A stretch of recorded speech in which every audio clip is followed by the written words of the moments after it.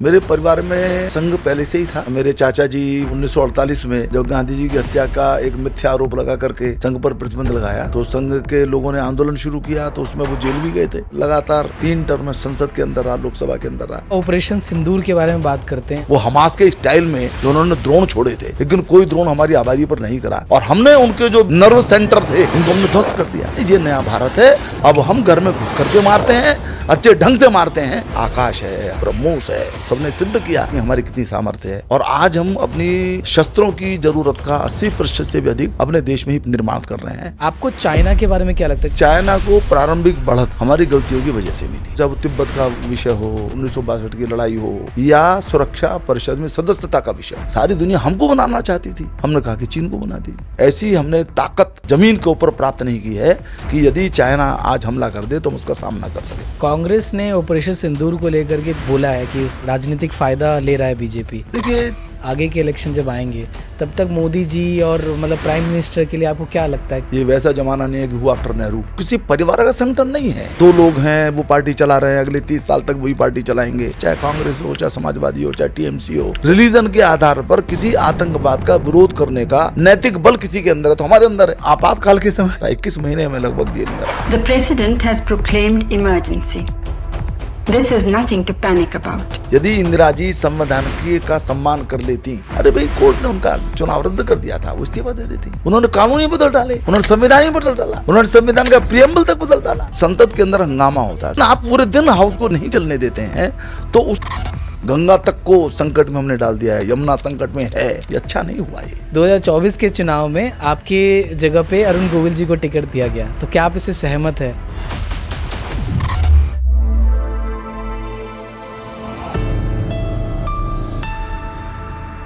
आज के पॉडकास्ट में मिल रहे हैं हम एक ऐसे नेता से जिन्होंने राजनीति को सिर्फ कुर्सी का खेल नहीं बनाया बल्कि उसे जन सेवा का जरिया बनाया। श्री राजेंद्र अग्रवाल जी, वो 3 बार मेरठ से लोकसभा के सांसद रहे हैं और वो भारत के सबसे प्रभावशाली नेतागण जैसे प्रधानमंत्री श्री नरेंद्र मोदी जी, अमित शाह जी, राजनाथ सिंह जी, नितिन गडकरी जी और ऐसे बहुत सारे बड़े नेताओं के साथ मिलकर देश के विकास में योगदान दिया है उन्होंने। उनकी हिस्ट्री भी उतनी प्रभावशाली रही है। 1975 के इमरजेंसी में 21 महीने जेल, राम मंदिर आंदोलन में सक्रिय भागीदारी, उनकी 97% से ज्यादा लोकसभा में उपस्थिति रही है।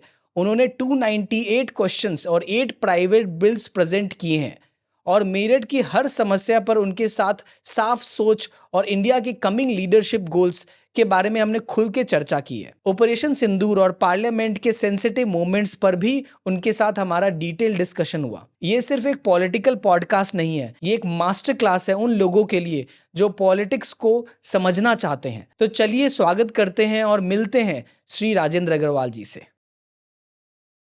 वेलकम श्री राजेंद्र अग्रवाल, कैसे हैं आप सर? मैं अच्छा हूँ, बहुत अच्छा। आपका भी बहुत बहुत स्वागत है। Thank you so much.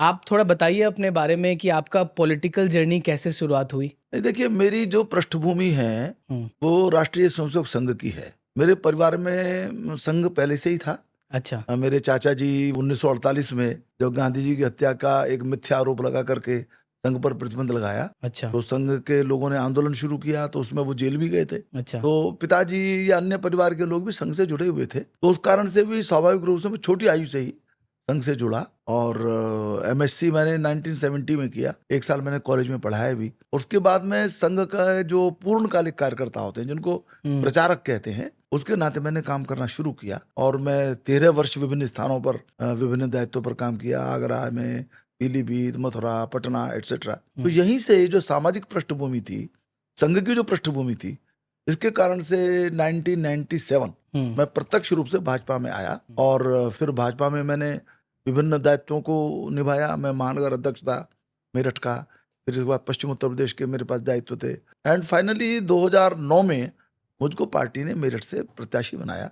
फिर इसके बाद में लगातार 3 टर्म संसद के अंदर रहा, लोकसभा के अंदर रहा। तो देखा जाए तो सामाजिक पृष्ठभूमि से शुरू करके मैं भाजपा के अंदर आया और पहले संगठन का काम किया, बाद में चुनाव लड़ करके मैं सांसद के रूप में लोकसभा में पहुंचा। आपका बहुत ही अच्छा करियर रहा है एज अ समाज सेवक, एज अ पॉलिटिशियन।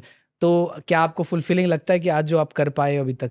नहीं, निश्चित रूप से एक समाधान तो है। जैसे मैं जब सांसद बना तो मेरे सामने एक बड़ा विषय था मेरठ को लेकर के कि मेरठ की कनेक्टिविटी बड़ी खराब थी, चाहे वो रोड की कनेक्टिविटी हो, चाहे वो रेल की कनेक्टिविटी हो। मेरठ बहुत महत्वपूर्ण शहर है, यानी रामायण के समय का मंदोदरी का वो मायका माना जाता है। अगेन महाभारत के अंदर तो एक तरफ इंद्रप्रस्थ है और एक तरफ हस्तिनापुर है, तो उसका वो क्षेत्र है।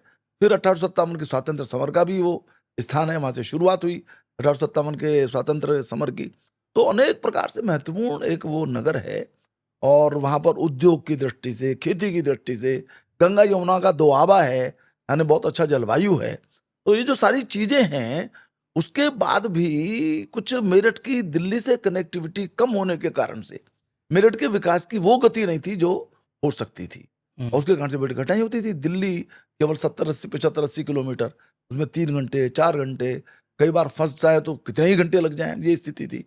तो जब मुझको मेरठ की ये जिम्मेदारी मिली सांसद के रूप में, तो जैसे मेरी पहली चिंता ये थी कि कनेक्टिविटी का किस प्रकार से सुधार हो। तो मैंने कोशिशें की लगातार, जैसे मैंने अभी भी कहा कि कोशिशों के स्तर पर तो समाधान बहुत बार होता है, परिणाम उतने नहीं आते हैं। अब मुझको पहला टर्म जो मिला तो उसमें यूपीए 2 की सरकार थी।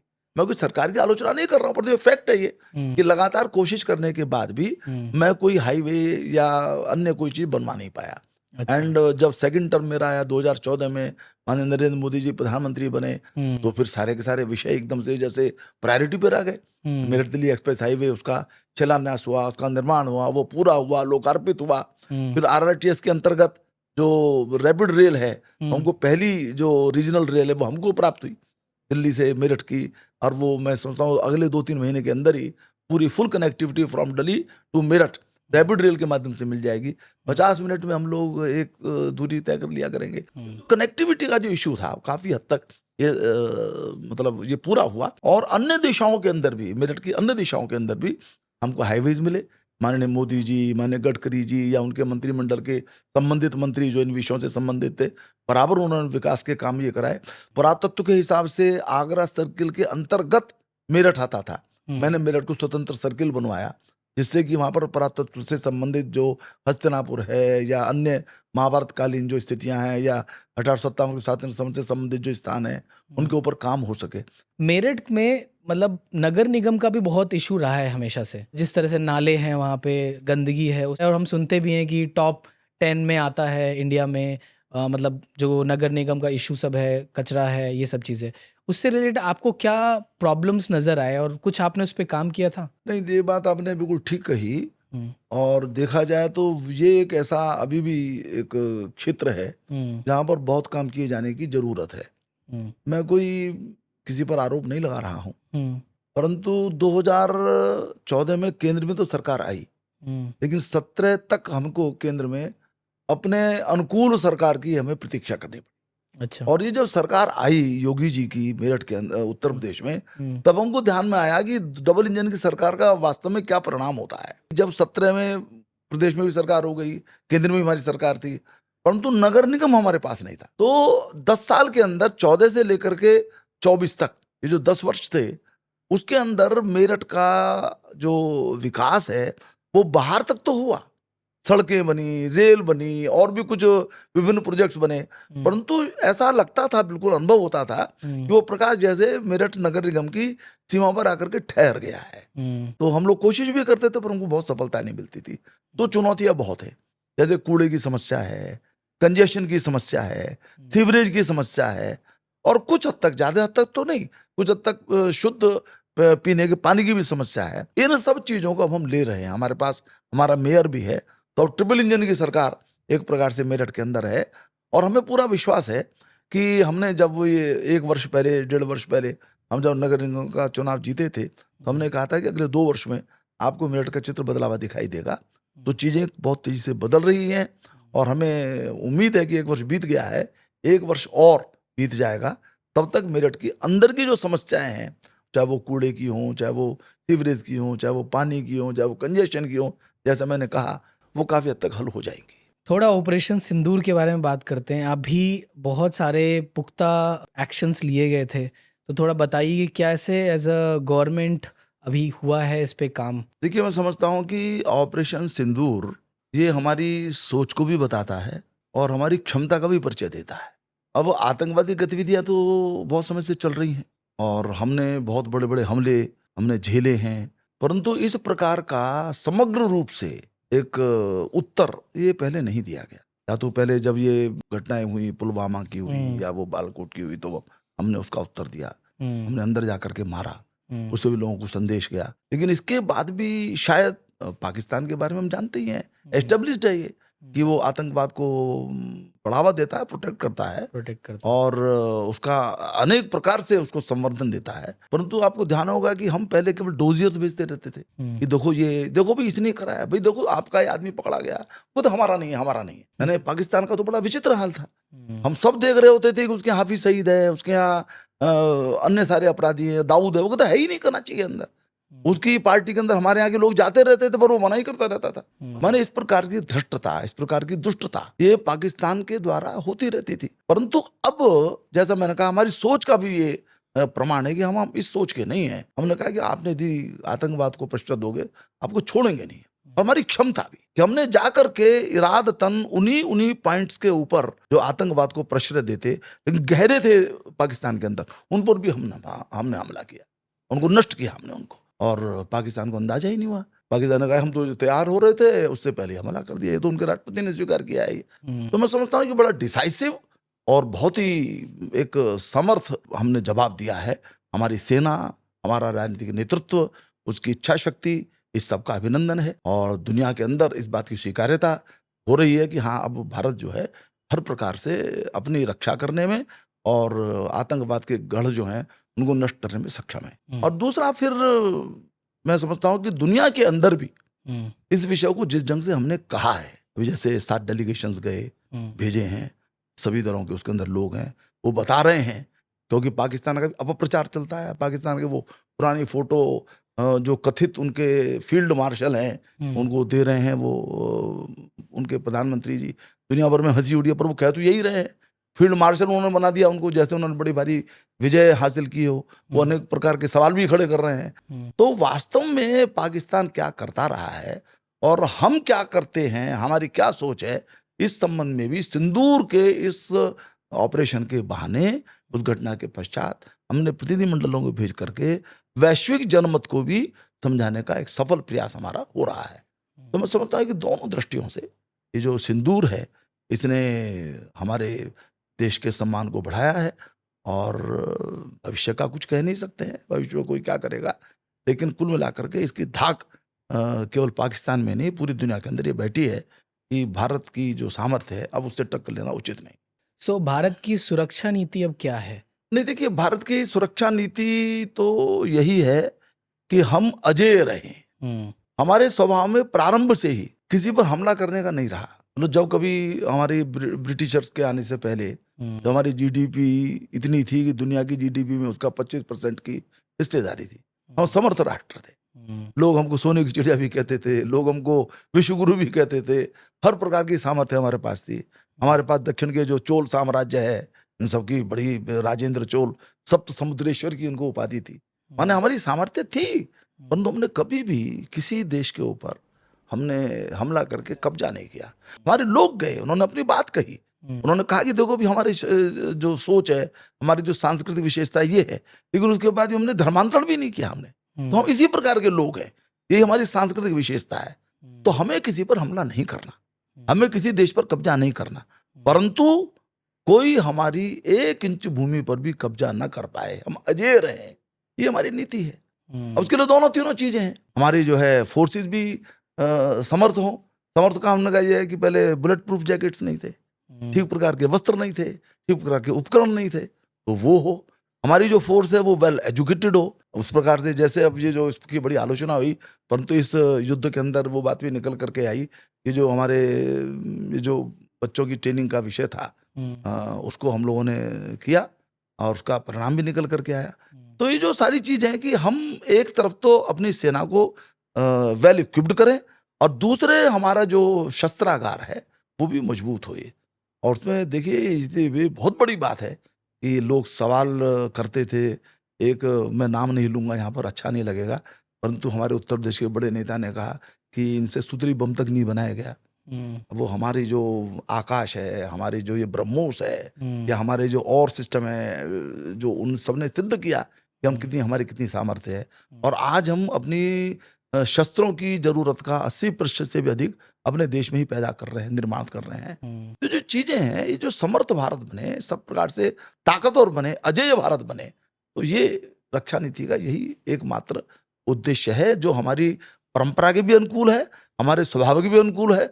और माननीय मोदी जी वो कहते हैं कि देश नहीं झुकने दूंगा, तो उन्होंने वैसा ही करके दिखाया भी। नहीं, अभी मेरा एक पॉडकास्ट हुआ था ड्रोन के एक्सपर्ट के साथ, तो उन्होंने काफ़ी कुछ बताया कि कैसे हमारा इंडिजिनस ड्रोन्स जो हमने बनाए हैं वो इस वॉर में काम आया है, राइट। तपस है और भी ऐसे जो ड्रोन्स हमने यूज़ किए हैं। तो ये बहुत ही बड़ा एक लम्हा है जिसमें हमने अपने खुद के मैन्युफैक्चर्ड ड्रोन्स और उस पर हम अब ज़्यादा फोकस कर रहे हैं। मेड इन इंडिया भी इससे सामने आ रहा है, विच इज़ वेरी गुड। आपको चाइना के बारे में क्या लगता है? क्योंकि सबसे बड़ा, अगर हमारे एरिया में, ज्योग्राफिकल एरिया में अगर देखें, तो सबसे बड़ा थ्रेट तो चाइना ही लगता है, कि चाहे वो पाकिस्तान को सपोर्ट करना हो, चाहे वो हमारा बॉर्डर शेयर करना हो। देखिए, चाइना को प्रारंभिक बढ़त हमारी गलतियों की वजह से मिली। तो चाहे वो तिब्बत का विषय हो, हाँ जी, चाहे वो बिल्कुल। 1962 की लड़ाई हो, मैं समझता हूँ संकेत भर से वो बात आती है, या सुरक्षा परिषद में सदस्यता का विषय हो। सारी दुनिया हमको बनाना चाहती थी, हमने कहा कि चीन को बना दी। तो हमारी जो प्रारंभिक चूक हैं, उसके कारण उसको बढ़त मिली। फिर बहुत 91 की चिंता होती है। मैं पूरी 47 के बाद से जो अर्थशास्त्र चला, जो 52 के बाद जो अर्थशास्त्र चला, जो मॉडल हमने अपनाया, थोड़ा सा वामपंथी, थोड़ा सा अजीब प्रकार का था वो, मैं उस पर टिप्पणी ज्यादा नहीं करूंगा। लेकिन कुल मिलाकर के उसका परिणाम यही हुआ कि हम लोग भी कर्जा मांगते रहते थे, इंदिरा जी के संबंध में इस प्रकार के कार्टून बनते थे। और 91 की बड़ी बात हुई थी कि हमने इकोनॉमी को ओपन किया। That was big step, that was good step. Narasimha Rao ji प्रधानमंत्री थे, मनमोहन सिंह जी हमारे वित्त मंत्री थे, लेकिन उसके बाद भी हमने मैन्युफैक्चरिंग सेक्टर के अंदर कदम नहीं बढ़ाया। चाइना ने बढ़ाया, और धीरे धीरे चीन आज दुनिया का एक हब बन गया है मैन्युफैक्चरिंग का। और हम खुद भी बहुत सारी चीजों पर कच्चे माल के रूप में, हम दुनिया की सबसे बड़ी फार्मेसी हैं, पर कच्चे माल के लिए हम चाइना पर निर्भर करते हैं। हमारा आईटी सेक्टर का, हमारे आईटी के बच्चे जो दुनिया में कमाल करते हैं, और उसके हार्डवेयर के लिए हम चाइना पर निर्भर करते हैं। यानी मैं आईटी की स्टैंडिंग कमेटी का सदस्य रहा हूं, तब सब लोग बताते थे हमारे वो भी कि सारा का सारा हार्डवेयर चाइना से आता है। तो देखिए, चीन का खतरा तो है, परंतु उसका उपाय केवल सेना नहीं है। उसका उपाय हम आर्थिक रूप से समृद्ध हों, समर्थ हों, और यदि हम ऐसा कहें एक वाक्य के अंदर, हम किसी भी अन्य देश के ऊपर निर्भर न रहें। थोड़ा बहुत लेन देन तो चलेगा, कुछ हम देंगे, कुछ वो देंगे, ये चलेगा ही, परंतु हम एकदम से निर्भर किसी देश पर हो जाएंगे तो हम अपने देश की सुरक्षा भी करने में समर्थ नहीं होंगे। ये जो आत्मनिर्भरता है, जो प्रधानमंत्री जी कहते हैं, वो देखा जाए तो देश की सुरक्षा की भी वही गारंटी है, देश की समृद्धि का भी वही रास्ता है, और सुरक्षा की भी वही गारंटी है।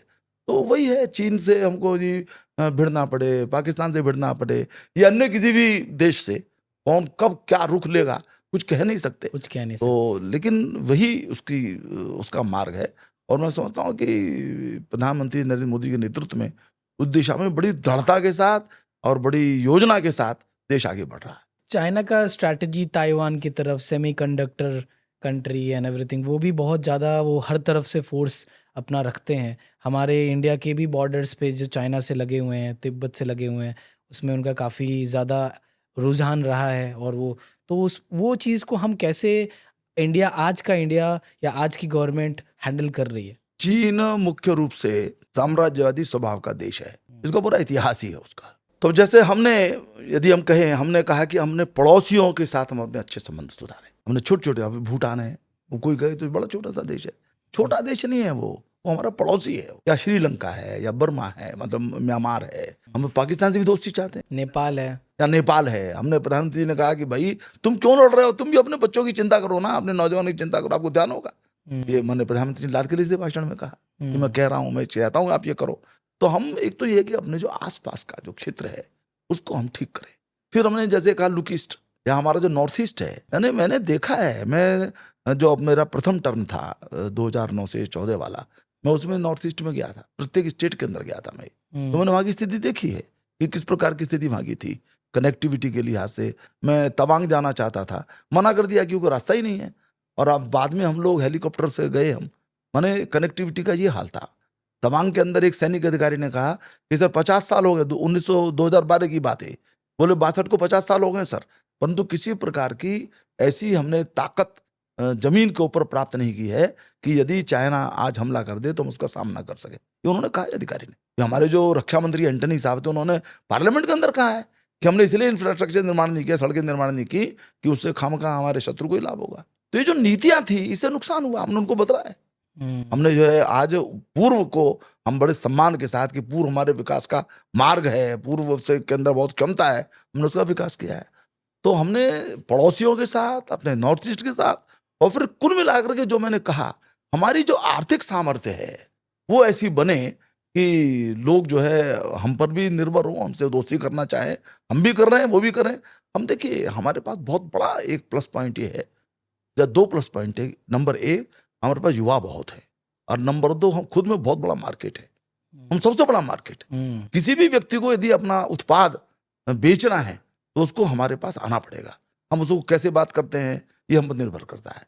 तो माननीय मोदी जी ने, उनकी सरकार ने इस दृष्टि से एक यानी इतने काम किए हैं कि उनको थोड़े समय में गिनाना भी संभव नहीं है। पीयूष गोयल जी ने एक बिजनेस के लिए रिलेटेड पॉइंट ऑफ व्यू पे बात किया था स्टार्टअप का, कि आप क्या कर रहे हो, ईज ऑफ डूइंग बिजनेस, इस पे काफ़ी ज़्यादा चर्चा में रहा है पिछले कुछ महीनों में।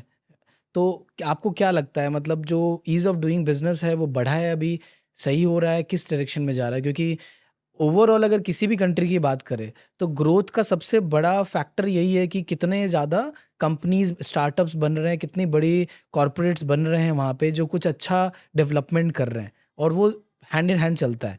तो आपके हिसाब से क्या चल रहा है अभी और हम कहाँ जा रहे हैं इसमें? नहीं, बहुत बहुत परिवर्तन आया उसके अंदर।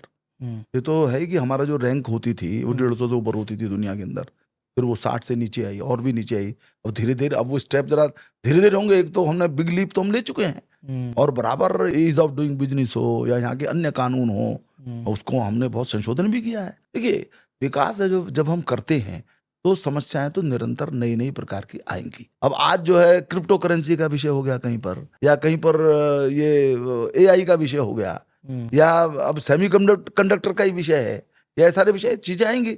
हम जिन चीजों का हम उत्पादन करते ही नहीं थे, सेमीकंडक्टर के लिए पूरी तरीके से फिर निर्भर करते हैं, और सेमीकंडक्टर के बिना आज कुछ हो ही नहीं सकता, वो इतना महत्वपूर्ण एक कंपोनेंट है। तो हम धीरे धीरे इन चीजों को, समस्याएं आएंगी, परंतु निरंतर हम उस पर निगाह रखे हुए हैं। हमारी सरकार उनके ऊपर वार्ता करती है, कोशिशें करती है। हमारे जो देश के इंडस्ट्रियलिस्ट हैं उनको आह्वान करती है कि आप करिए। दुनिया के जो मैन्युफैक्चरर्स हैं, चाहे वो ताइवान के, उनके साथ समझौते हुए हैं, वो करने जा रहे हैं। ये जो सारी चीजें हैं, तो मैं समझता हूं कि ईज ऑफ डूइंग बिजनेस भी उसका एक हिस्सा है, और पहले के मुकाबले बहुत अधिक परिवर्तन आया है। और आज दुनिया ये मानती है कि दुनिया की इकोनॉमी के अंदर भारत एक ब्राइट स्पॉट है, और इसीलिए आज दुनिया के अंदर सारे जो देश हैं उनकी जो GDP की ग्रोथ रेट है सबसे ज्यादा हमारी है। हम 7% तक के होने की उम्मीद इस बार, अभी परसों ही एक समाचार आया है, 6.5 तो सब लोग कह ही रहे हैं, US वगैरह की 3.5 या अन्य सबकी ऐसी ही कम हो रही है। तो दुनिया में सर्वाधिक यदि ग्रोथ रेट हमारी आई है तो 2 वजह से, एक तो पोटेंशियल है और दूसरे उसी प्रकार की इकोसिस्टम है। CDS जनरल अनिल चौहान ने ऑपरेशन सिंदूर के दौरान एक्सेप्ट किया था कि IAF एक लॉस हुआ जेट पायलट, राइट? तो ये ट्रांसपेरेंसी जो हमने सामने से आकर के बताया, ये कितना ज़रूरी है? और ये जो अलग अलग तरह के न्यूज़ आते हैं, कहीं से कुछ आ रहा है, फेक न्यूज़ आ रहा है और प्रोपेगेंडा चलता है, तो वो सब क्यों होता है? और एज एन इंडिया क्या दिखाना चाह रहे हैं वर्ल्ड को कि हम किस तरह ट्रांसपेरेंसी हो रहा है? नहीं, देखिए युद्ध के विषयों के अंदर 100% ट्रांसपेरेंसी की अपेक्षा किसी को नहीं करनी चाहिए, हम भी नहीं करते। और लेकिन CDS यदि कोई बात कहते हैं तो ये उनका अधिकार है, उन्होंने कुछ बात कही है तो उसके ऊपर कोई टिप्पणी करने का भी औचित्य नहीं है। लेकिन इससे लगी भी जो बात कई बार आती है वो हमारी चिंता पैदा करती है। हमारे कई विपक्ष के नेता, मैं फिर नाम नहीं लेना चाहता क्योंकि विपक्ष के बहुत सारे नेता ऐसे भी हैं जो बड़े बड़े योग्यता के साथ हमारे सारे ऑपरेशन सिंदूर की चर्चा कर रहे हैं, बता रहे हैं दुनिया के अंदर जाकर के, शशि थरूर हों या सलमान खुर्शीद हों या और भी लोग हों।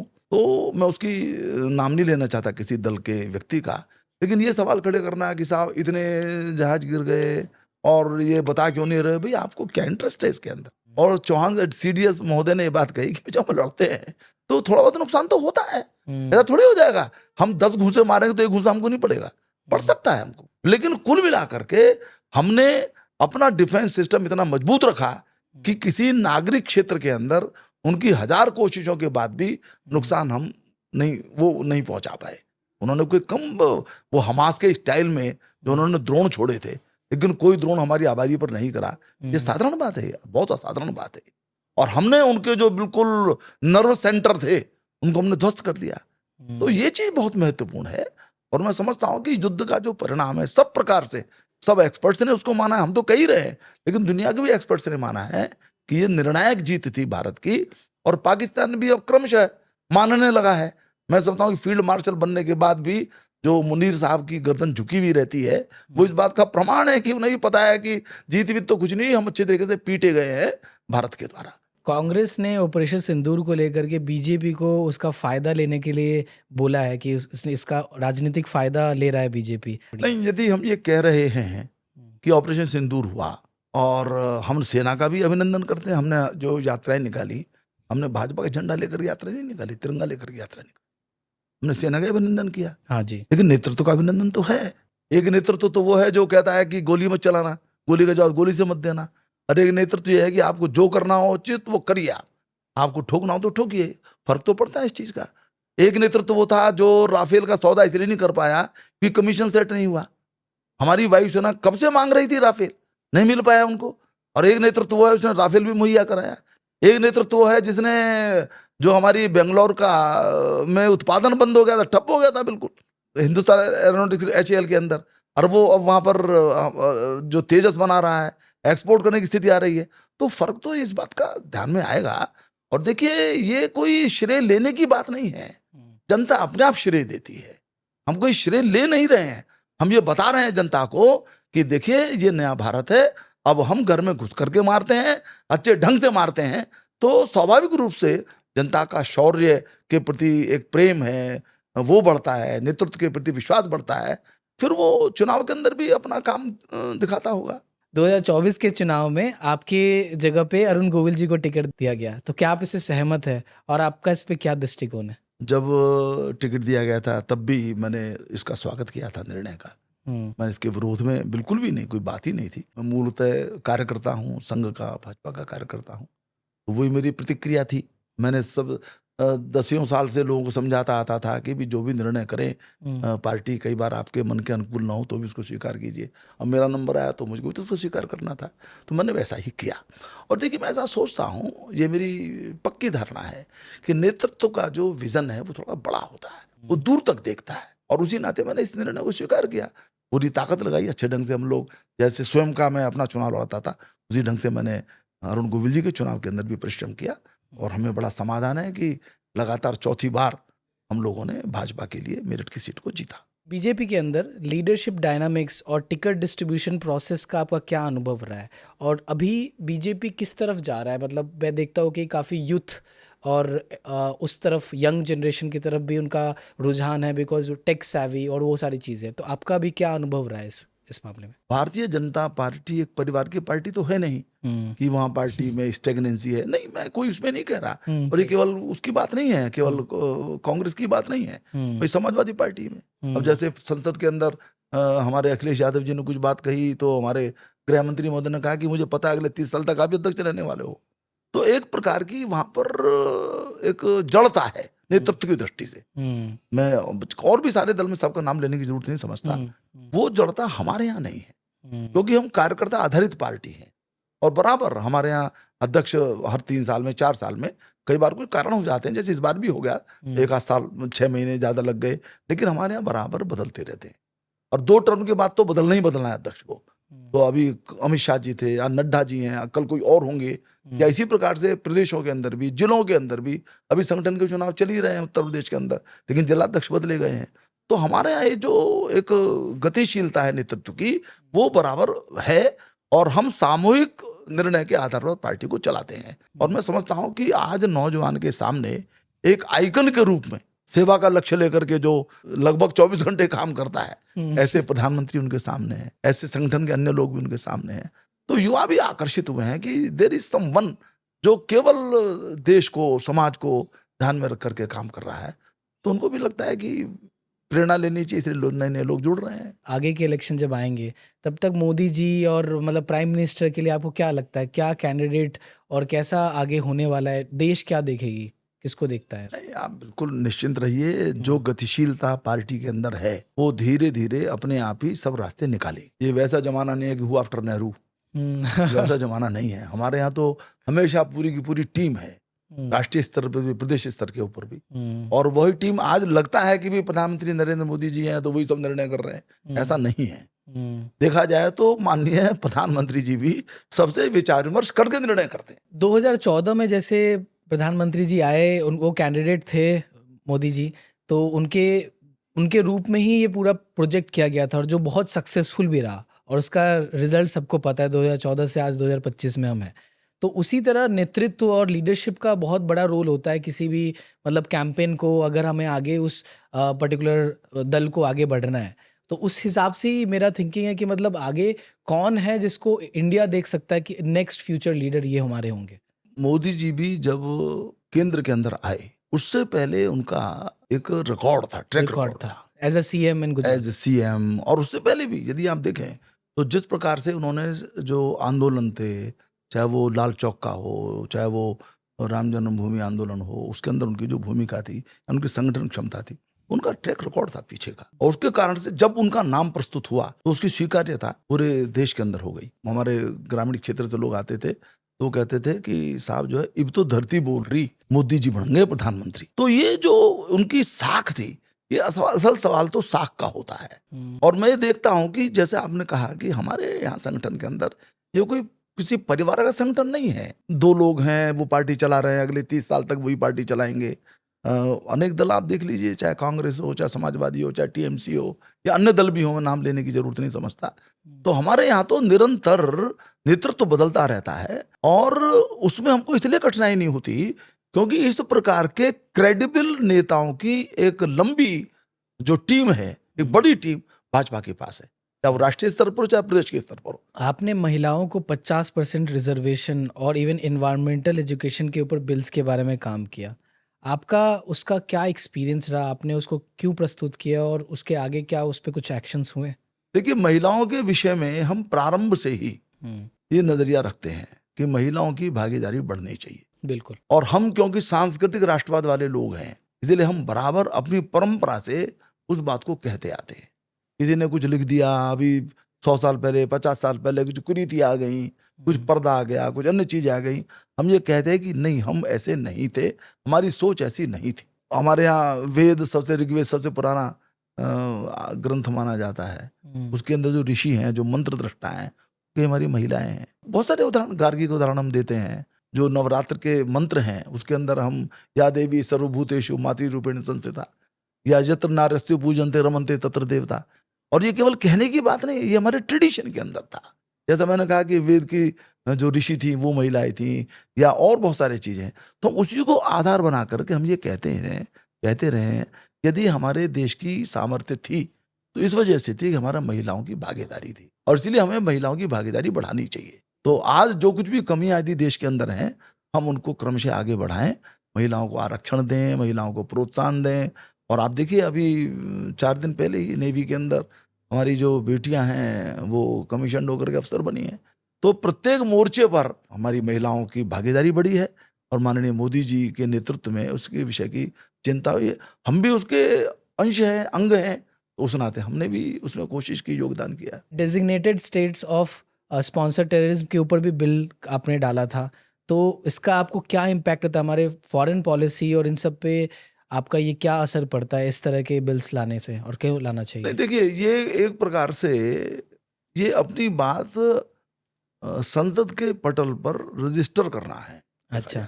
मैंने कहा ना कि बिल का बहुत बार मौका ही नहीं आता। अब एक लोकसभा के कार्यकाल के अंदर मैं समझता हूं कि 1000 के आसपास बिल इंट्रोड्यूस होते होंगे, परंतु 2-3 से ज्यादा पर चर्चा नहीं हो पाती।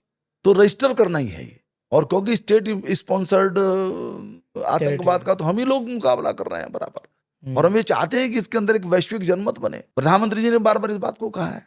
अच्छा, हमारी गुडविल भी है ये कि यदि आज दुनिया के अंदर रिलीजन के आधार पर किसी आतंकवाद का विरोध करने का नैतिक बल किसी के अंदर है तो हमारे अंदर है, क्योंकि हमने कभी भी इस आतंकवाद के माध्यम से किसी पर शासन करने की कोशिश ही नहीं की। हमने किसी को कहा ही नहीं कुछ भी। हम समर्थ होने के बाद भी हमने किसी को दुख नहीं दिया शस्त्र के आधार पर। तो ये जो चीज है, जो हमारा नैतिक बल है, ये हमको ये बताता है। हमने सबको शरण दी। जो कोई भी आया कहीं से पिट करके कुट करके, किसी ने उसको आतंकित किया, किसी ने उसको अपने देश से निकाल दिया, वो ज्यूज हो, वो मुस्लिम्स हो, या कोई भी हो, जो आए वो सब हमारे यहाँ रहे, प्रेम से रहे। हमने उनको शरण दी, अपने बिल्कुल बराबर के तरीके से उनको रखा। ये जो हमारा रिकॉर्ड है, ये हमारी इस नैतिक योग्यता को परिभाषित करता है कि हम आतंकवाद के संबंध में जनमत भी बनाए और आतंकवाद को पूरे विश्व से समाप्त करने की कोशिश करें। तो मैं समझता हूँ कि वो जो मेरा बिल था, इन्हीं विषयों के ऊपर आग्रह करने के लिए था। पार्लियामेंट में सिक्योरिटी ब्रीच के दौरान आप ऑफिसर थे, वहाँ पे आप पार्लियामेंट में थे, प्रेजेंट थे, तो आपका कैसा अनुभव रहा और आपने आगे क्या स्टेप्स लिया और ओवरऑल कमेटी ने क्या स्टेप्स लिया हो था? मैं था उस दिन, मैं चेयर कर रहा था, 2 बच्चे जब कूदे तो ये ध्यान में ये बात आई कि एक जो विश्वास होता है, भाई आखिर जो आने वाले हैं वो देश के नागरिक ही हैं, किसी न किसी माननीय सांसद के रिकमेंडेशन पर आ रहे हैं। और सांसद भी कोई बहुत बारीकी से वो ऐसो से रिपोर्ट थोड़ी लेते हैं। कोई आया कि सर मुझे देखना है, दर्शक जी वो चले जाते हैं। जो चेकिंग करने वाले थे वो भी सामान्यतः समझते हैं कि भाई अपने ही तो सब लोग हैं, ये तो जूते उतरवा करके नहीं देखे होंगे या कुछ और चीजें नहीं देखी, तो उसमें वो ब्रीच हो गया। मुझको ऐसा लगता है कि ये जो घटना थी, इस प्रकार के विश्वास को तोड़ती, ये अच्छा नहीं हुआ ये। और बाद में क्या होगा, बाद में सुरक्षा मानक बढ़ा दिए गए। अब देखा जाए तो जो हमारे नागरिक हैं, जो आते हैं, उन्हीं को कष्ट बढ़ गया। मुझे ध्यान है कि किसी समय आप जरा देखिएगा कि जो संसद का पुराना भवन था, जिसमें संसद चलती थी, संविधान सदन कहलाता है, उसके बगल से बस जाया करती थी। लेकिन धीरे धीरे घटनाएं घटती गई, तो फिर उसकी बैरिकेडिंग होती गई, दीवारें बनती गई, सुरक्षा के चक्र बनते चले गए। तो ये होता है। ये आज के युवाओं को पॉलिटिक्स में उतरने के लिए आपको क्या ऐसा अपडेट देना चाहेंगे कि वो ज़्यादा एक्टिव हों, ज़्यादा मोटिवेटेड हों पॉलिटिक्स में आने के लिए? और अभी तक आपने क्या देखा है कि जो युवा हैं उसका रुझान आ रहा है? और एक और चीज़ है, एक युवा और एक कॉम्पिटेंट युवा जो एक्चुअली कुछ चेंज कर सकता है, जिन लोगों ने देश बनाया है, जिन लोगों ने सही, जैसे आपने बहुत सारे लीडर्स के नाम लिए, तो क्या ऐसे युवाओं को, चाहे वो किसी कॉर्पोरेट में हैं या गवर्नमेंट जॉब पे हैं, उनको पॉलिटिक्स में लाने के लिए क्या करना चाहिए? ये बात तो तय है कि युवाओं को राजनीतिक क्षेत्र में आना चाहिए। राजनीतिक क्षेत्र ऐसा क्षेत्र है जो आम आदमी के प्रत्येक पहलू को प्रभावित करता है, रसोई से लेकर के सड़क तक, के ड्रेस तक, उसके सब चीजों को प्रभावित करता है, उसके एजुकेशन को सबको प्रभावित करता है। वो ठीक दिशा में जाए, इसके लिए योग्य युवाओं को राजनीतिक क्षेत्र के अंदर जरूर आना चाहिए, क्योंकि तभी युवा के अंदर ही वो इच्छा शक्ति भी होती है, सामर्थ्य भी होती है। लेकिन एक बात मुझको लगती है कि यदि आप सांसद विधायक बनने का लक्ष्य लेकर के चलेंगे तो आप कुछ कर नहीं पाएंगे, क्योंकि सांसद विधायक सब बन ही नहीं सकते। तो आपको सेवा का ही संकल्प लेकर के चलना पड़ेगा। आपके अनुभव के आधार पर कौन से ऐसे मूल मंत्र हैं जो एक अच्छा राजनेता बनाते हैं? देखिए, सेवा वही है। और देखिए, मैंने ऐसे लोगों को मैं जानता हूँ जो कुछ विशेष आकर्षक भी नहीं थे। आकर्षक माने भाई कोई व्यक्तिमत्व में या कुछ बोलचाल में बड़े स्मार्ट भाषण देने वाले हों, बड़े विद्वान हों, ऐसा भी कुछ नहीं था। लेकिन मैं ऐसे कई लोगों को जानता हूँ, पार्षद स्तर के ऑफ कोर्स, कि जो जनता के अंदर बराबर लोगों से मिलते थे, सेवा करते थे, चाची, ताई, मौसी, मामी, और करके वो सबको करते थे, और बिना किसी मन के अंदर रिजर्वेशन रखे हुए सब लोग उनको जिता देते थे। सेवा से ही स्वीकार्यता निर्मित होती है। आप सेवा कर रहे हैं तो आपके प्रति आदर है, आपके प्रति प्रेम है, आपके क्षेत्र में स्वीकार्यता है, और उसी स्वीकार्यता में से ही आपकी वो सामर्थ्य फिर और बढ़ती है और आप अधिक काम कर पाते हैं। मेरठ और पश्चिम उत्तर प्रदेश में इन्वायरमेंटल इम्पैक्ट सही करने के लिए आपने क्या ऐसे इनिशिएटिव्स लिए हैं, और अभी आप क्या इनिशिएटिव लेने वाले हो आगे, जिससे इन्वायरमेंटल पे आपने बहुत सारी बातें की, तो वो उस पर इम्पैक्ट आएगा, उस पर सही पॉजिटिव डायरेक्शन जाएगा? देखिए, मैंने राजनीतिक स्तर पर या सांसद के स्तर पर, तो हमारे काली नदी है, तो शहर का जो सीवरेज का पानी है वो बिना ट्रीटमेंट के नालों के माध्यम से उसमें जाता था, जो फैक्ट्रीज है उनका भी जाता था। तो मैंने इस विषय को उठाया, फिर एक 220 MLD का एक प्लांट मैंने वहाँ पर मंजूर करवाया, तो अभी उसका निर्माण चल ही रहा है। तो अब जैसे उसका वो जो पानी है, गंदा पानी, वो ट्रीट हो जाएगा, ट्रीट होकर के नदी में जाएगा तो नदी ठीक होगी। उसका आसपास के जो गांव हैं, जो जहरीले पानी अर्थ जमीन में के नीचे चला गया, जिस कारण से लोग बीमार होते हैं, वो खत्म हो जाएगा। तो जैसे एक तो लोकल लेवल के ऊपर ये हमने कोशिश की, और उसके अलावा वृक्षारोपण के संबंध में मैं ऐसे अभियानों से लगातार जुड़ा रहता हूँ। मुझे लगता है कि तालाब हैं, वृक्षारोपण है, सरकार भी लेती है, सरकार भी इन कार्यक्रमों को लगातार लेती है। अभी अमृत तालाब योजना थी, 75 तालाब हर जनपद के अंदर उनको खुदाई करके साफ करके माननीय मोदी जी ने तैयार करवाए। तो उनमें लेकिन विशेष रूप से आग्रह पूर्वक आगे बढ़ना, उसकी फिर बाद में मॉनिटरिंग भी करना, वो जिस बात का मैंने MCF का मैंने जिक्र किया, उसके माध्यम से भी उसको हम लोग करते रहते हैं। तो मुझे लगता है कि एनवायरनमेंट की दृष्टि से करके, उदाहरण प्रस्तुत करके फिर लोगों को प्रेरित करना, ये कोशिश मेरी रहती है, और मैं समझता हूँ कि इसमें मैं काफ़ी सफल भी हो रहा हूँ। पॉलिटिकल पोलराइजेशन, ध्रुवीकरण बहुत ज़्यादा आया है आज के टाइम में। 1 पार्टी, 2 पार्टी, 3 पार्टी, उसी में पूरा सारा कुछ, और सब एक दूसरे के अगेंस्ट में ही, मतलब चीज़ें, अगर कोई अच्छा कर भी रहा है उसके बावजूद भी उसके बारे में उल्टा ही बोला जाएगा कि इसमें कुछ पर्सनल बेनिफिट होगा, कुछ पॉलिटिकल बेनिफिट होगा, राइट? ऐसा पहले भी था, जैसे आप बहुत सालों से इसमें हो, या फिर ये अभी ज़्यादा हुआ है, और क्या रीज़न है?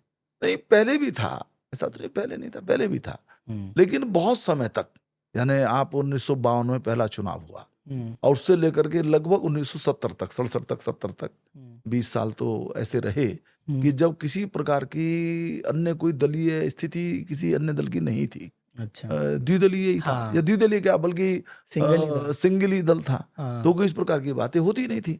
धीरे धीरे धीरे धीरे जो जातीय अपेक्षाएं वो भी जागृत हुई, फिर वो दल भी उसके आधार पर एक्टिव भी हुए, फिर उसके अंदर वैमनस्य की भी जीत हार के कारण बने, बहुत सारी चीजें होती है। तो एक प्रकार का ट्रांजिशन पीरियड था ये, और मैं समझता हूँ ट्रांजिशन पीरियड में अभी भी लोग चल रहे हैं। अभी भी जो है लोगों की जो आकांक्षाएं हैं, जो वंचित वर्ग है उसकी आकांक्षाएं हैं, उनको अभी तक भी हिस्सेदारी नहीं मिली। ये जो सारी चीजें हैं, तो उसमें से चीजें निकल रही हैं। लेकिन मोदी जी की जैसी एक सोच है, सबका साथ सबका विकास, और उनके सोशल इंजीनियरिंग के नाते भी बराबर सबको, भी राष्ट्रपति कौन होंगे, या कोई राज्यपाल कौन होंगे, या मुख्यमंत्री कौन होंगे, या पदाधिकारी कौन होंगे, इसके अंदर बराबर इस बात की हम कोशिश करते हैं कि सबका प्रतिनिधित्व उसके अंदर मिले। या जैसे जातीय जनगणना की बात आई, तो जातीय जनगणना हम इसलिए हमने उसकी स्वीकृति दी कि हमको पता चले और फिर उनका प्रतिनिधित्व उसके अंदर हो, ये केवल वैमनस्य करने के लिए ना हो। लेकिन बाकी की अब तक की जो वोट बैंक की राजनीति रही है, उसमें से ये रहा है कि किसी एक वर्ग की बात करके उसको हम अपने वोट बैंक की तरह इस्तेमाल करें, और फिर उसमें से फिर अपशब्द भी होते हैं, फिर उसमें एक दूसरे को ऊंचा नीचा दिखाने की बात भी होती है।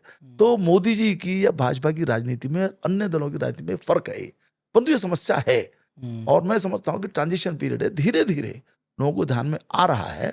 और ऐसे जो दल हैं जो केवल एक कुछ किसी वर्ग की आकांक्षाओं को वैमनस्य तक ले जा करके अपना राजनीतिक हित साधना चाहते हैं, उनको धीरे धीरे जनता भी अस्वीकार कर रही है। तो अगले 10-20 साल के अंदर ये चीजें ठीक हो जाएंगी। क्योंकि जाति और धर्म के आधार पर जो पॉलिटिक्स होता है, उससे बहुत नुकसान होता है देश को, क्योंकि हर कोई अपना बेनिफिट तो देखता ही, अगर जनता देखे तो आप उनके बेनिफिट की बात करोगे, लेकिन उससे एक बड़ा पिक्चर जो हम जाना चाह रहे हैं, हम डेवलप्ड कंट्री में बनना चाह रहे हैं, हमारा जो $1 ट्रिलियन इकोनॉमी, हम नंबर 2 नंबर 3 पे जाना चाहेंगे जितनी जल्दी हो सके, राइट? तो वो पिक्चर अधूरा रह जाता है, वो डेवलपमेंट की तरफ बात ना जा करके बिल्कुल डिफरेंट डायरेक्शन में बात जाती है, और इससे बहुत नुकसान होता है। तो ये चीज़ तो बहुत ज़रूरी है कि इस चीज़ को पॉलिटिक्स में उसको सही वे में लाया जाए, और उसके लिए डेवलपमेंट चीज़ें हों, ताकि जो नेता भी हैं और जो जनता भी है वो उस डायरेक्शन में ही सोचे। देखिए, मैं दलीय बात नहीं कर रहा हूँ, क्योंकि मैं, हो सकता है कोई ये कहे कि भी मैं तो भाजपा की बात करने लग गया, परंतु बात करनी पड़ेगी। 11 वर्ष पहले नरेंद्र मोदी प्रधानमंत्री के रूप में और भारतीय जनता पार्टी की पूर्ण बहुमत की सरकार के प्रधानमंत्री के रूप में आए, ठीक है, अब एनडीए तब भी था, परंतु एनडीए तो 2014 से लगातार ही था, परंतु अपना जो एक सोच होती है उसके आधार पर सरकार चलाने का पहली बार हमको मौका मिला। तो हमने जो काम किए, देखिए बात तो सब यही करेंगे, हम सबको साथ लेके चलना चाहते हैं, हम तो सबका विकास चाहते हैं, लेकिन यदि हम इस कार्यकाल के अलावा अन्य लोगों के कार्यकालों को देखें, उनके एक्शंस को देखें, तो उससे उनके कहने, उनके शब्दों से वो मैच नहीं करते। हमने सबका साथ सबका विकास केवल कहा नहीं, हमने उसको एग्जीक्यूट किया। कोई व्यक्ति एक उदाहरण नहीं ला सकता कि उसके रिलीजन के कारण से, उसकी जाति के कारण से उसके साथ भेदभाव हो। पहले होता रहता था ये, या हमने जैसे कहा कि गरीबों की, अब गरीबी हटाओ बात तो होती रही, परंतु हुआ तो कुछ भी नहीं। बैंकों के अंदर बैंकों का राष्ट्रीयकरण तो किया गया, परंतु बैंकों में खाते नहीं खुले। खाते तब खुले जनधन योजना के अंदर जब मोदी जी आए। खुले शौचालय की नेहरू जी ने उल्लेख किया कि बड़ी शर्म आती थी उनको जब वो जाते थे और सड़क के किनारे लोग बैठे रहते थे, पर उस शर्म को समाप्त करने की कोशिश नहीं की किसी ने। मोदी जी ने शौचालय बनाए, या मतलब गरीब को ध्यान में रखकर मकान हो, उज्ज्वला योजना हो, या और भी मैं समझता ऐसी 300-350 योजनाएं होंगी, किसानों का विषय हो, तो उनको हमने लगातार अपने एजेंडा पर रख करके हमने किया। 11 साल से किया, तक लगातार किया, और उससे पहले भी हमने किया जब अटल जी की सरकार थी। तो मेरा कहना यह है कि जो रेपुटेशन है, जो क्रेडिबिलिटी है, वो इस बात को सिद्ध करती है कि वोट की बात करते समय बाकी लोगों ने जहां वोट बैंक की राजनीति की, हमने केवल विकास की राजनीति, और यही रास्ता है। इसी वजह से जनता दबाव बनाए कि भैया तुम भी इसी रास्ते पर चलो, नहीं तो तुमको रिजेक्ट करेंगे। जितना जितना ये होता चला जाएगा, उतना उतना लोक का जागरण भी होगा, और लोक का जो पार्टिसिपेशन है वो भी उस दृष्टि से होता चला जाए। आप जेल भी गए हो एक ट्रेन को रोकने की वजह से। मैं आपातकाल के समय जेल में गया। अच्छा। 1975 में इमरजेंसी लगी, हाँ। और इमरजेंसी अब 50 साल पूरे हो रहे हैं उसके। हाँ। और मैं काफी लंबे समय रहा, 21 महीने में लगभग जेल में रहा। 21 महीने आप 21 जेल में महीने थे? जेल में रहा, और मतलब सारा हमको पता है इमरजेंसी क्यों लगी। हाँ। यदि इंदिरा जी संविधान का सम्मान कर लेती, अरे भाई कोर्ट ने उनका चुनाव रद्द कर दिया था, वो इस्तीफा दे देती। उन्होंने कानून ही बदल डाले, उन्होंने संविधान ही बदल डाला, उन्होंने संविधान का प्रियम्बल तक बदल डाला। और जो लोग विरोध पक्ष के थे, अब खंबे पर चढ़ करके सब तार काट रहे थे, रेल लाइन काट, ऐसे आइडेंटिकल मुकदमे सब पर किए गए। यानी सबको पता है, सबको बंद कर दिया उन्होंने। तो ये जो एक काला एक अध्याय है देश की आजादी के बाद के इतिहास का, ये उस वक्त घटा। उसमें मैं भी जेल के अंदर रहा। 21 महीने आप 21 जेल महीने में जेल में रहा मैं जो है, और उसके बाद फिर मैं बाहर आया, फिर अपना काम में लगा मैं। बाकी बाद में राम जन्मभूमि आंदोलन चला, तब भी उसमें तो कुछ घंटे की भी जेल होती थी, क्योंकि प्रशासन के पास जेल ही नहीं थी, इतनी कहाँ रखें। लाखों की संख्या में लोग जो है आंदोलन करते थे, हजार की संख्या में प्रत्येक जिले में करते थे। तो वो पकड़ते थे कि स्कूल में रख दिया, कहीं अपना इस बैरियर को पार करा तो गिरफ्तार, उस बैरियर से बाहर निकले तो तो ये होता था। तो ये रहा है। देखिए, जो जनता से जुड़े मुद्दे हैं, हम हमेशा संस्कार से भी, दल के स्तर पर भी जुड़े रहे उन विषयों से। वो लोकतंत्र को की यदि बात आई इमरजेंसी के समय, हम उनके साथ खड़े रहे, या अपने देश की आस्था की बात आई, देश के प्रतीक पुरुष भगवान राम की बात आई, तो हम उससे भी जुड़े। तो ये एक रहा हमारे उसका ही जो सोच की पद्धति है, उसका हिस्सा रहा। आज के युवा यंगस्टर बहुत कम पॉलिटिक्स में इंटरेस्ट दिखाते हैं, पॉलिसी मेकिंग पे ज़्यादा हमारा फोकस नहीं रहता है। तो ऐसा क्या चीज़ें हैं जो पार्लियामेंट में होता है, क्या एक प्रॉपर पॉलिसी मेकिंग होती है, थोड़ा उसके बारे में बताएंगे ताकि उनका भी रुझान आए इसके रिगार्डिंग। देखिए, मैं समझता हूँ कि जो हमारे युवाओं का कम रुझान है, उनको लगता है कि कुछ है नहीं, ऐसा ही है, हमारे लाइफ में उतना इम्पैक्ट नहीं है। लेकिन इसका कारण ये है कि एक प्रकार की राजनीतिक नेतृत्व के द्वारा जो आचरण की जो अशुद्धता है, उसके कारण से अश्रद्धा पैदा हुई है। और इसलिए बहुत बार संसद के अंदर हम कैसा व्यवहार करें, अब वो स्पीकर हैं या चेयरमैन है, वो अपील भी करते रहते हैं, लेकिन इसके बाद भी दलीय सीमाओं से उठ करके, इसमें दल का ही तो वहां नहीं देखना चाहिए। आप दल की लड़ाई लड़ने के लिए आपके पास और बहुत सारे मोर्चे हैं, परंतु जब आप संसद के अंदर है, तो दल के नाते भी और सांसद के नाते भी आपको गंभीर व्यवहार ही करना चाहिए। यदि संसद के अंदर हंगामा होता है, संसद के अंदर जो है उसके काम को रोका जाता है, आपको कुछ प्रोटेस्ट करना, चलिए कर दिया आपने, 15 मिनट में कर दिया, आधे घंटे में कर दिया, लेकिन आप पूरे दिन हाउस को यदि नहीं चलने देते हैं, तो उसके अंदर आपका अपना नुकसान भी होता है, आप अपना पक्ष नहीं रख पा रहे वहां पर। लेकिन ये भी बड़ा नुकसान होता है कि क्योंकि संसद सबसे बड़ा लोकतंत्र का मंदिर है, तो यहाँ का संदेश पंचायत तक जाता है, तो उसका जो नुकसान है वो बहुत भारी नुकसान है वो। तो मैं समझता हूं कि संसद की कार्यवाही ठीक से चले और उसमें से फिर वो जो एक आदर पैदा होता है, उसमें से शायद ये रुचि भी बनेगी कि नहीं भी जो सांसद का काम है या विधायक का काम है या राजनीतिक क्षेत्र के अंदर लगे हुए लोगों का काम है, बड़ा महत्वपूर्ण है और हमको भी इस तरफ जाना चाहिए। जैसे मैं 2 दल में जानता हूँ, एनसीपी है और बीजद है। इन 2 दलों ने तय कर रखा था, मैं जानता हूँ 15 साल में रहा संसद के अंदर, ये लोग कभी वेल में नहीं आते, उनकी पार्टी ने तय कर रखा था। मुझे उदाहरण है, जब मैं पहली बार संसद में पहुंचा तो मैंने 1-2 बार पोस्टर बनाए विरोध में, है ना, तो 2 बार तो बनाए, फिर मैंने तीसरी बार भी जो बना करके लाया तो सुषमा स्वराज जी हमारी नेता थी, उन्होंने मुझको कहा कि ऐसा मत किया करो, ये बात छोटी सी है। तो ये हमको एजुकेट भी करना पड़ेगा, डिसिप्लिन भी करना पड़ेगा लोगों को कि हम संसद का जो इतना पवित्र ये स्थान है, इसको हंगामे में हम इसको खराब ना करें। आपने 298 प्रश्न संसद में रखे हैं, 8 प्राइवेट बिल आपने प्रस्तुत किए हुए हैं, तो कोई ऐसा बिल है जो आपके बहुत खास रहा है, आप उसमें उस पर बहुत ज़्यादा मेहनत की थी, थोड़ा उसके बारे में बताएं। जो बहुत मेरे करीब विषय होते थे उन्हीं को मैं प्राइवेट मेंबर बिल के अंदर मैंने रखा है। जैसे मैंने शिक्षा के ऊपर भी रखा, मैंने जनप्रतिनिधियों की एजुकेशन के लेवल के ऊपर भी रखा विषय, मैंने जनसंख्या के ऊपर भी विषय रखा, लेकिन मुझे बहुत जो अपने करीब लगता था वो पर्यावरणवाद के संबंध में मैंने बिल रखा था। अच्छा। मुझे लगता है कि पर्यावरण के संबंध में शिक्षा भी प्रदान करना और लोगों की आदत में ये पर्यावरण आए, इसकी व्यवस्था करना ये बहुत जरूरी। अब तो वैसे सब जगह लोग स्वीकार ही करते हैं और पर्यावरण का विषय, ग्लोबल वार्मिंग हो चाहे वो अन्य जो समस्याएं पैदा हो रही हैं उनसे संबंधित हो।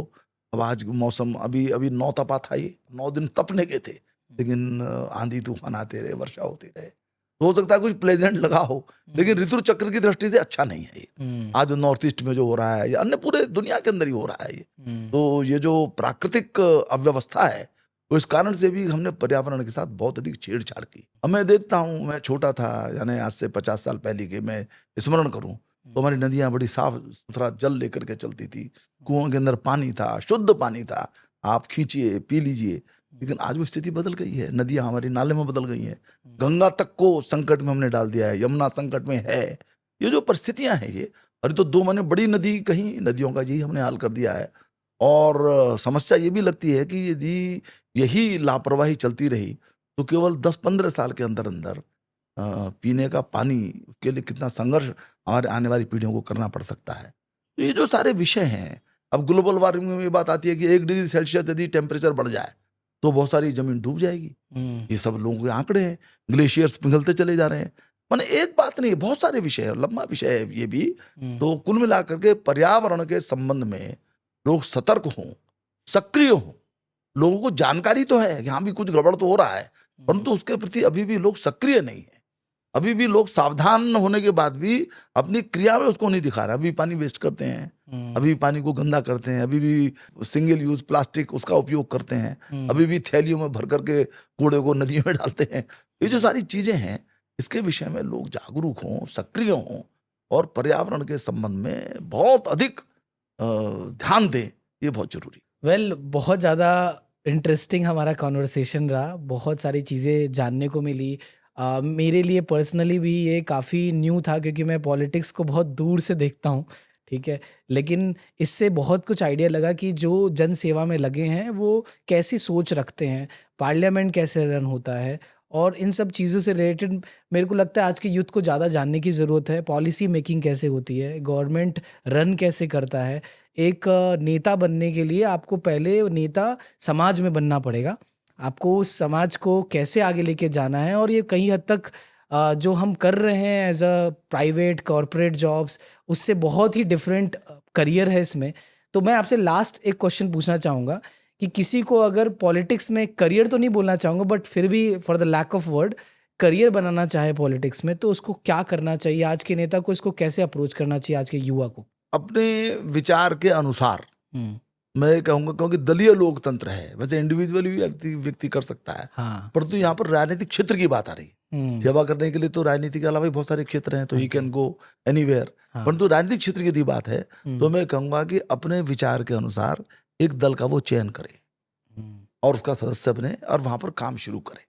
और काम शुरू करने का अर्थ केवल पार्टी के काम भी यही कि आप जनता के बीच में काम करवा, ये तो चाहती है पार्टी। और मैंने जैसे पहले भी कहा, आप सेवा करिए। छोटी छोटी समस्याएं हैं, सरकारी योजनाएं हैं, उनका लाभ लोगों तक पहुंच रहा है कि नहीं पहुंच रहा है। लोगों को राशन कार्ड बनवाने में भी समस्याएं आया करती थी, अब नहीं आती। मैं नगर निगम के अंदर देखता हूँ, कोई मृत्यु हो गई, कोई जो है जन्म किसी का हुआ, उसके प्रमाण पत्र में समस्या आती है।